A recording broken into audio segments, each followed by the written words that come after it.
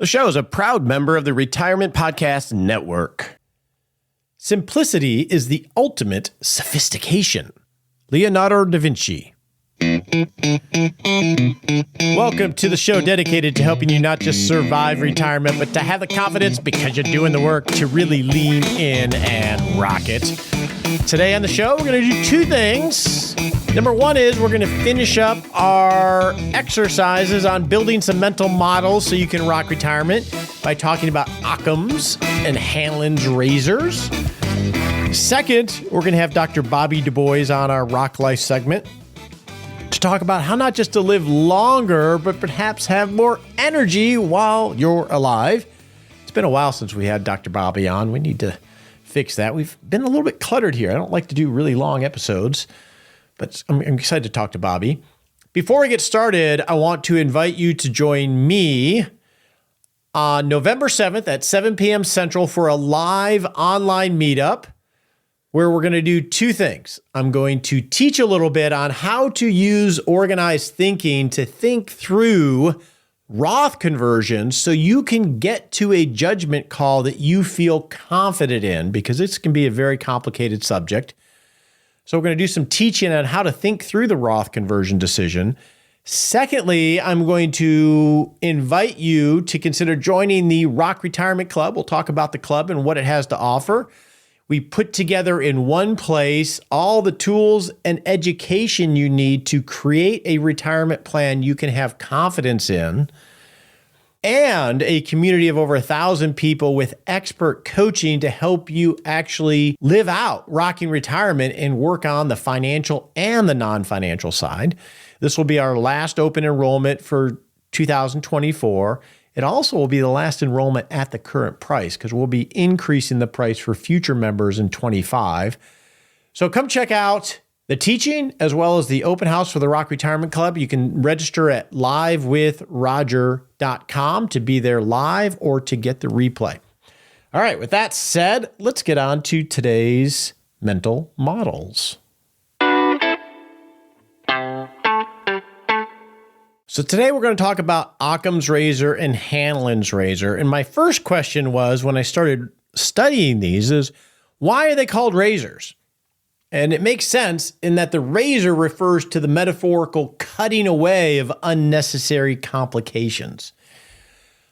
Over the last 2 to 3 years, as we've worked to operationalize the agile retirement management process, Scott Sanborn, Troy Ketter-Heinrich, and many others have been instrumental in that. I actually experienced this without really knowing this framework, in that in order to create 4 pillars with clear boundaries of how do I make a vision, how do I assess whether it's feasible, how do I make it resilient and optimize, in order to get to that simplicity in organization, we went through a lot of detailed outlining and examination in order to simplify it on the other end, which is counterintuitive. We had to go way down at the rabbit hole to explore lots of different options to come back out the other side with 4 pillars to focus on what's most important. So a lot of times you do have to go deep into things.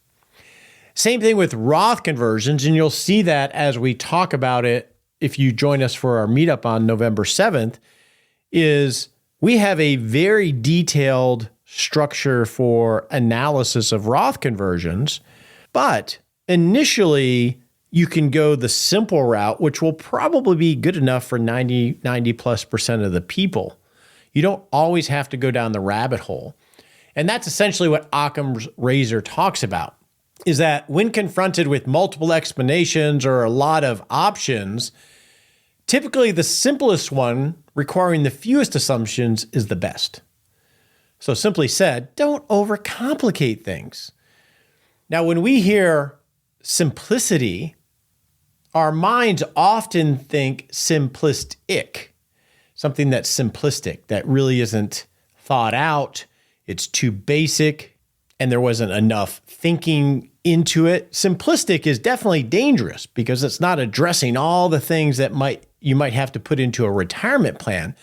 But simplicity is after you go through the depth of the rabbit hole of all the details and come out to focus on the most important things. So simplistic is not the same as simplicity, and that's really an important distinction. So how do you actually apply this in retirement planning? Well, if we think of the 4 pillars, we got to know what our vision is. We need to know that it's feasible, and we need to make it resilient. Those are the most important of the 3 pillars. When we get to the optimization pillar, which is enhancing a plan that is resilient, feasible, and focused on what we want, that is actually optional. Roth conversions would come under the 4th pillar of optimization. In theory, you shouldn't have to do any optimization to rock retirement. This is just enhancing a journey that's already solid. What's another application for Occam's razor? Well, let's think of investment selection. Generally, a simple strategy using proven options is going to be the best solution instead of researching active managers, looking for sector rotation calls, or all the sorts of strategies that are marketed, or even alternative investments and private investments. There are so many ways that we can overcomplicate investment selection. Well, Occam's razor would argue that, well, just focus on the simple proven options and don't go down the rabbit hole of all these other things that aren't really going to add or likely going to add significant value to your retirement journey. Definitely something that individuals struggle with because simplicity seems simplistic, and everybody out there is telling us that it is simplistic, not realizing that it's more than enough strategy to achieve the objective. What's another way that Occam's razor could apply in retirement planning? Let's think about spending. Occam's razor would argue that you could begin by just focusing on your current spending or developing a high-level base great life budget rather than going down the rabbit hole of building an elaborate budget. And usually we're building these budgets before we're retired and we're trying to forecast a life that we've never actually lived. Occam's razor would argue, why don't you just start with what you're spending now or doing a base great life budget without getting in too much detail initially? That may be good enough for most of us. Now, not always. Sometimes you do need to get down in the weeds, but for 90% of us, it probably is not the case. Now, what about tax planning? That would be another example where we could apply Occam's razor. Focus on simple, well-known strategies. If I'm in a low tax year, do qualified distributions or consider Roth conversions. If you just focused on these simple options, you're going to garner the majority of tax optimization strategies that you can have. Realize that you have large RMDs in the future, so prioritize Roth conversions or qualified distributions. That's going to be much more helpful than going down tax strategies, tax shelters, multi-year planning that of decisions that are way off in the future that will actually bog down the process and cause you either to throw your hands up in exasperation. Did I say that one right? I always get those mixed up. And not do anything. We actually ran into this because we're building a Roth conversion decision pod for the Rock Retirement Club, should be out in December. And initially we approached it with how we do it, which is extremely complicated. We go through a lot of tax planning that takes time and effort. And we pivoted from that strategy for the decision pod that we're going to give to Rock Retirement Club members in that we're going to go phase 1.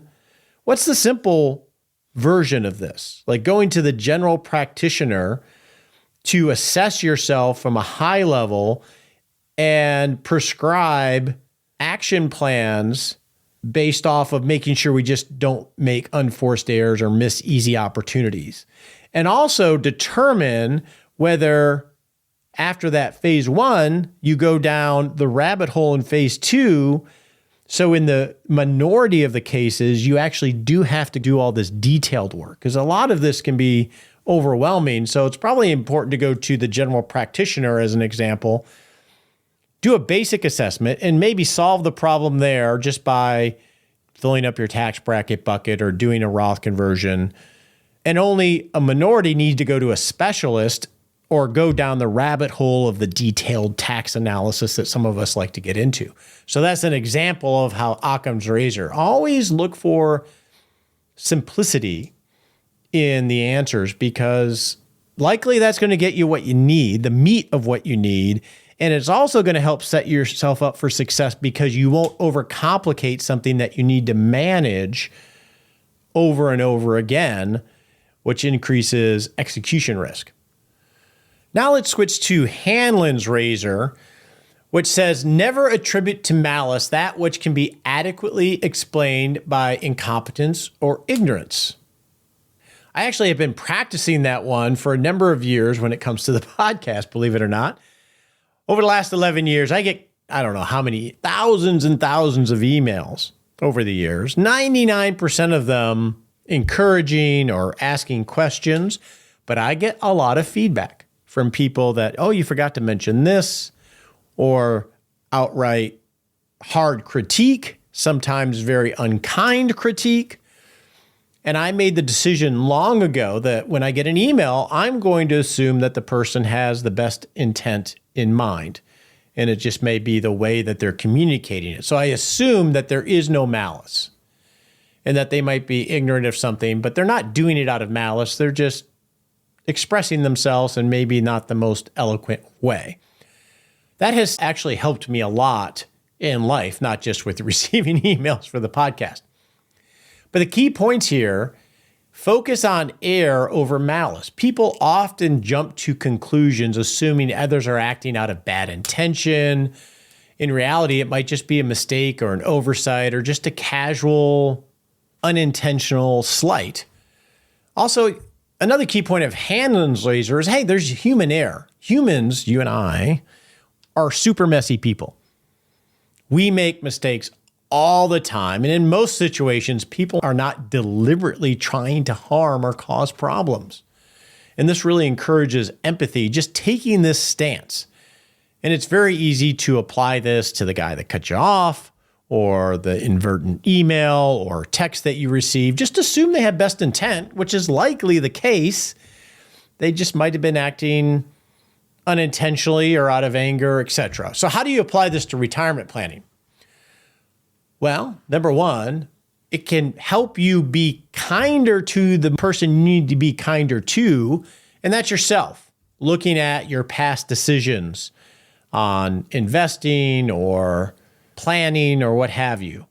We're usually really, really hard on ourselves, and we forget that, hey, we lacked knowledge and we were in our own journey at that time. And in hindsight, we wish we would have done this, that, or the other thing. So using Hanlon's razor can help us be a little bit kinder to ourselves.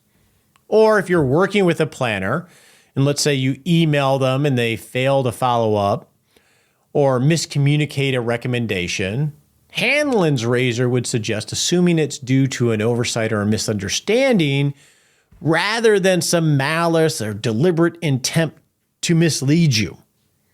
Better just to have the conversation. Sometimes I'll use my case. Sometimes I miss replying to an email or I miss the context of a conversation that I've had with a client, and I'm talking about one thing, thinking this is what we're talking about, when really they meant something else that I just happened to miss. Communication between advisors or even with spouses are messy. So we have to assume best intent to be more productive in those conversations. This often happens when managing, say, retirement assets or discussing inheritance. I've walked the journey with clients dealing with extended family on who gets what photo, what are we going to do with the house of our parents, etc. This can be very difficult, and some members of family, and I've seen it, can be very difficult. They can be very uncooperative and outright mean. Hanlon's razor suggests assuming their behavior may stem from misunderstandings or emotional stress, rather than they're just being a jerk and they're just trying to grab money. We don't know what mental drama they're going on in. So Both of these are very simple to just remind ourselves of, to not overcomplicate things so we can focus on creating a great life and not get caught up in stuff that is really just noise. All right. So that's the end of our mental models. If you want to dive into mental models more, as I started building and researching these, I came across a book called The Great Mental Models, Volume 1 by Farnham Street, and they actually have a set of 4 books.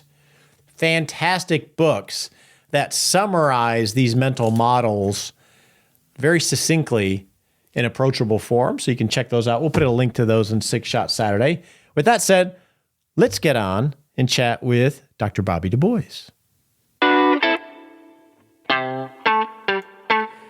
We are going to focus on building energy in order to show up, in order to rock retirement. And to help us, as always, is Dr. Bobby Dubois. How you doing, Bobby? I'm in a non-inflammatory mood and hoping I will live to be 100. All right. Well, non-inflammatory, I think that's a good thing. So what are we going to talk about today? Exactly. It is a good thing. So we are going to talk about 4 different studies, and they all have key lessons, very practical lessons, but they all relate to one another, and you might think they don't, but the story will all come together in due time. And not surprisingly, given what I said just a moment ago, it's about inflammation and things related to that, and ultimately about living potentially to be 100. I'm going to try not to jump ahead and just trust the flow of this. Do we need to have a primer on inflammation, or is that going to be revealed as we look at these studies? I'll try to reveal it. Okay. I think people have a kind of a generic sense of it, but I'll give you some more specifics. Okay. So what is the first study to build this story? Okay. The first study looked at how sleep, which we've talked about many times before, getting not enough sleep increases your body's measures of inflammation. So the brief primer on inflammation. So if you sprain your ankle, you're going to get swelling and all the rest, and that's what you want because your body is helping you get better. If you have a cold, yes, you want all the white cells and antibodies revved up to make you healthy again. But if you're under stress, or you have cancer, or you have a chronic illness, your body can remain revved up from an inflammation standpoint, and that's not a good thing.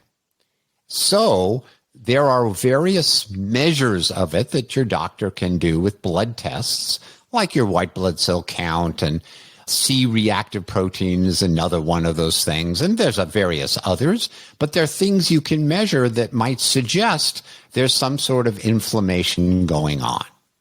And so this first study asked the question, we know that not getting enough sleep leads to bad things. It leads to higher risk of mortality, higher risk of heart disease, higher risk of cognitive decline, and maybe part of this is mediated through inflammation. So it was a small study. So I can't say we have the definitive answer here. A small study, 13 young men, and they said, okay, for the next 5 nights, you're only going to get 4 hours of sleep.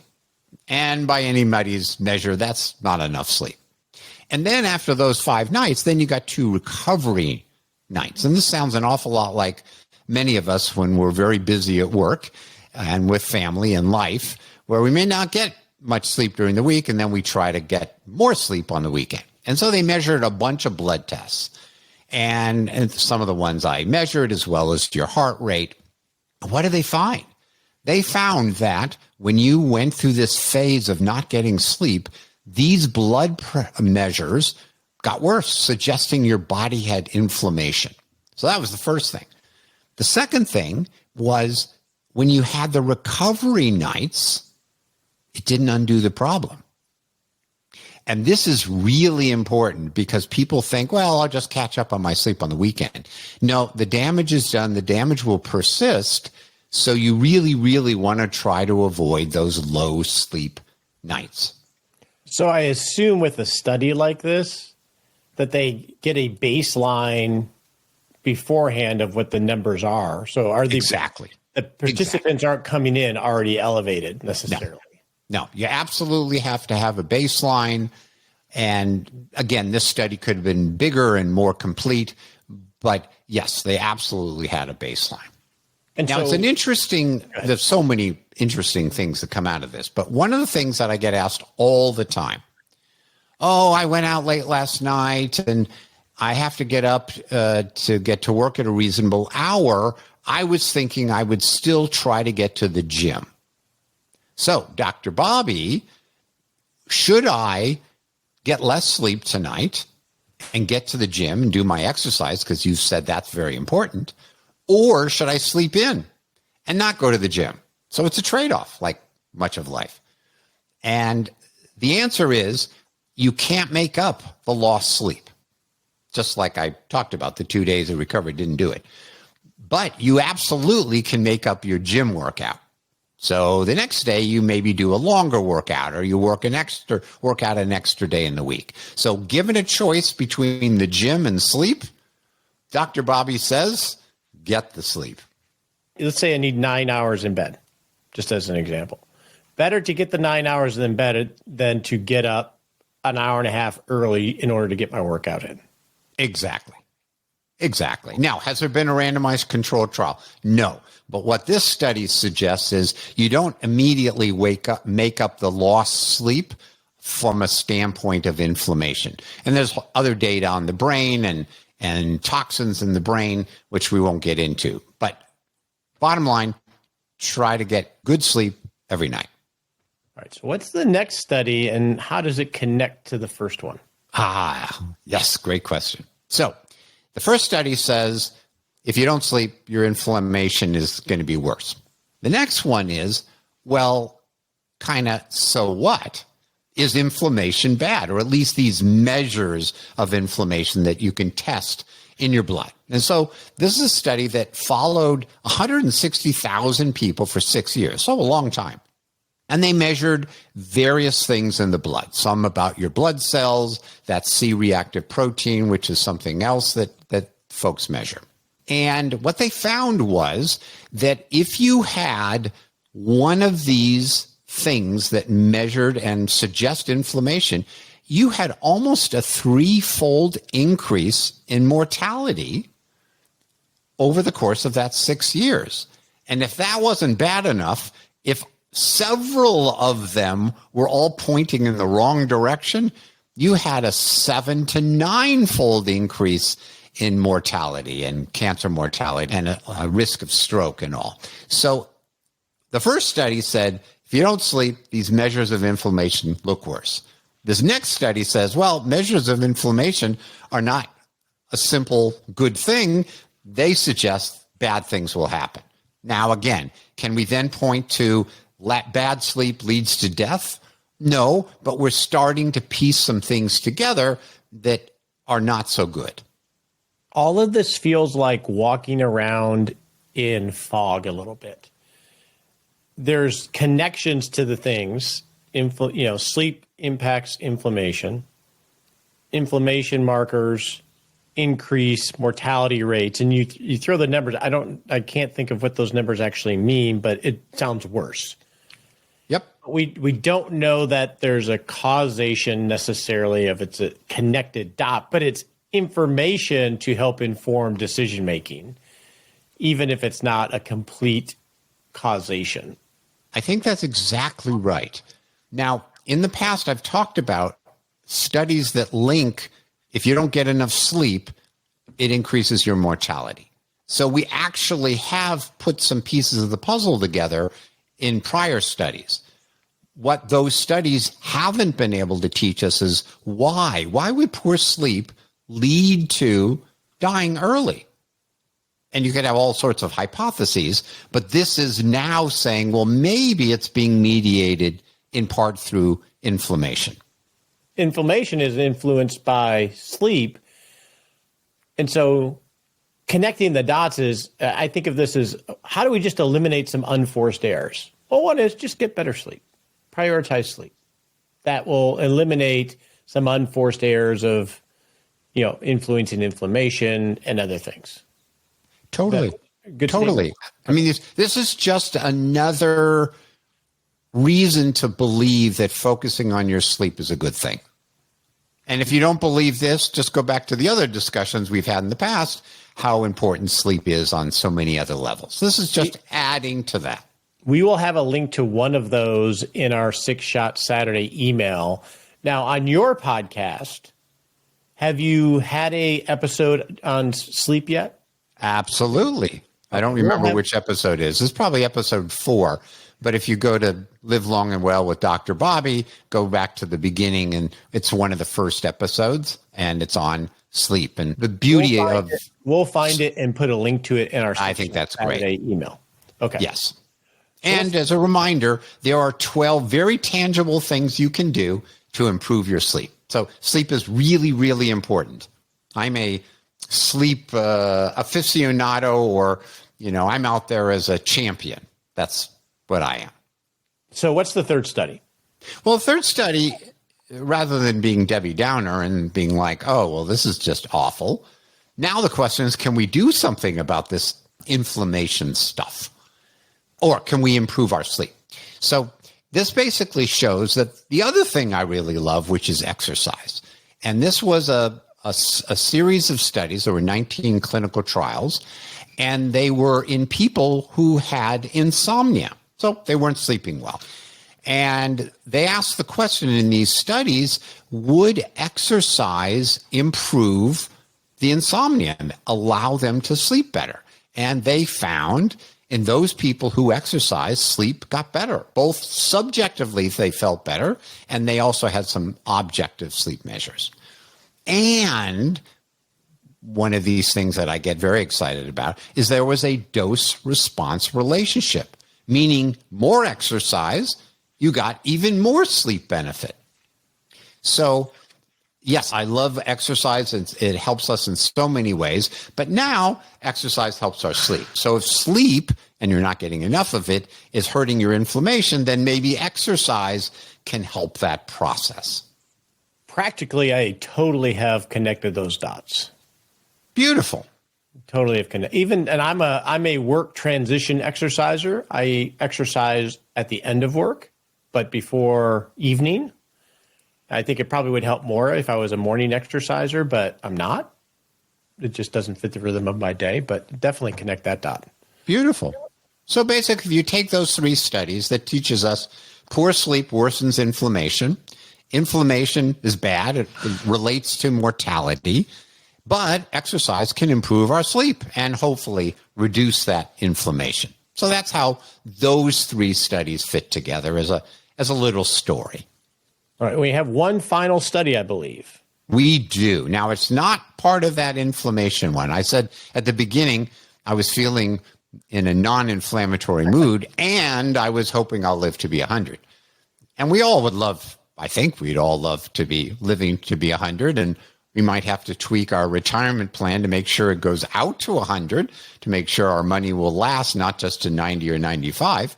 But this was a study that asked the question, if you had a bunch of 80-year-olds and you followed them for 20 years, who was more likely and less likely to live to be 100? And I want to be one of those men that lives to be 100. And what they found is that people, and so there were 5 characteristics of an 80-year-old that they looked at. Smoking, did they ever smoke, et cetera, et cetera. Their drinking status, how much alcohol they consumed. Exercise, not surprisingly, whether they were regular exercisers or not. Something called dietary diversity, which is eating fruits and vegetables and fish and beans and tea almost every day. So basically you were doing all the good nutritional things, and your body mass index, weight, was in a good place. And so people, the 80-year-olds, who had all 5 of these had a 61% greater likelihood of living to be 100. And I was like, great. These are things that we've been talking about, and I'm certainly trying to do. And if we do them, maybe we won't just live to be 80, we'll live to be 100. So I like this study, and it was a positive one for me. We'll also have links to the studies mentioned. Beautiful. For those of you that want to go down the rabbit hole a little bit deeper.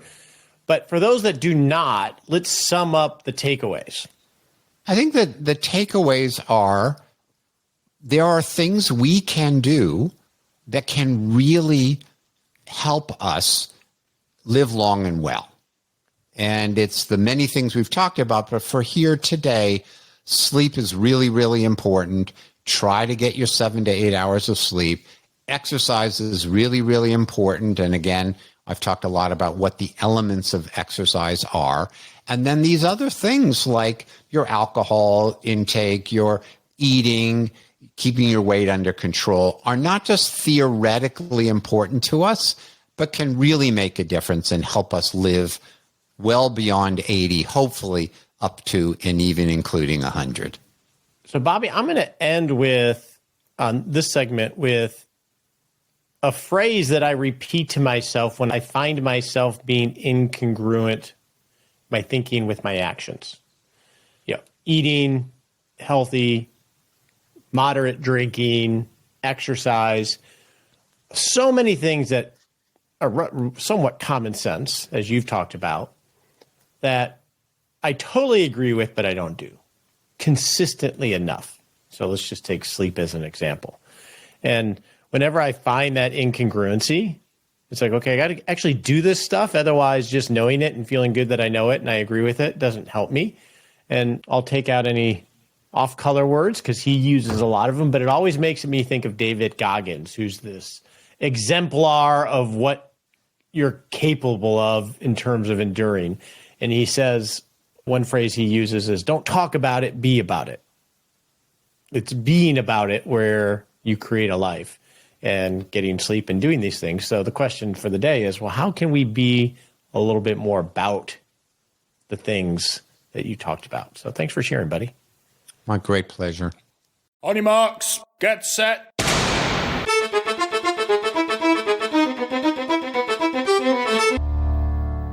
And we're off to sit a little baby step we can take in the next 7 days to not just rock retirement, but rock life. All right, in the next 7 days, I want you to look for an opportunity to practice Occam's or Hanlon's razor. How can you choose a simpler solution? How can you receive something and assume they have the best intent? If you have those opportunities, see how you react to those. Take a day or two and then reassess to see if it actually helped you move on and be more productive so you can rock retirement. All right, before I leave, I got to share a funny story. So I want to thank all the people that are involved in producing this show. We have Laura Monkey Dog, who does all the graphics and the handouts that we shared via our 6-Shot Saturday email. We have Allison, who does the show notes and some of the social posts. We have Nicole, who does 6-Shot Saturday and makes everything work. And we have Graham Gornell, who is my nephew, who is the new podcast editor. And I had to laugh with Graham because I woke up on last week's episode when he was editing that one. And remember when I talked about being a pilot and I was just kidding? Well, I get these texts from Graham saying, number one, the first text was, "You're a pilot?" And then the next text a few minutes later, it was like, "Bro, tricked your own editor." And he was like, I had to smack his head face. He was like laughing because I tricked him. And then he said, "You had me thinking you were a straight up pilot." I was like saying to myself, how in the world do I not know this? So Graham, I gotcha. It's so easy to sound like an expert these days, and that's scary. Thanks for all the work everybody does. And if I failed, there's so many people. We have about a team of 16 that work on the show and the club and everything else. So love y'all. Hope you have a great day. The opinions voiced in this podcast are for general information only and not intended to provide specific advice or recommendations for any individual. All performance reference is historical and does not guarantee future results. All indices are unmanaged and cannot be invested in directly. Make sure you consult your legal, tax, or financial advisor before making any decisions.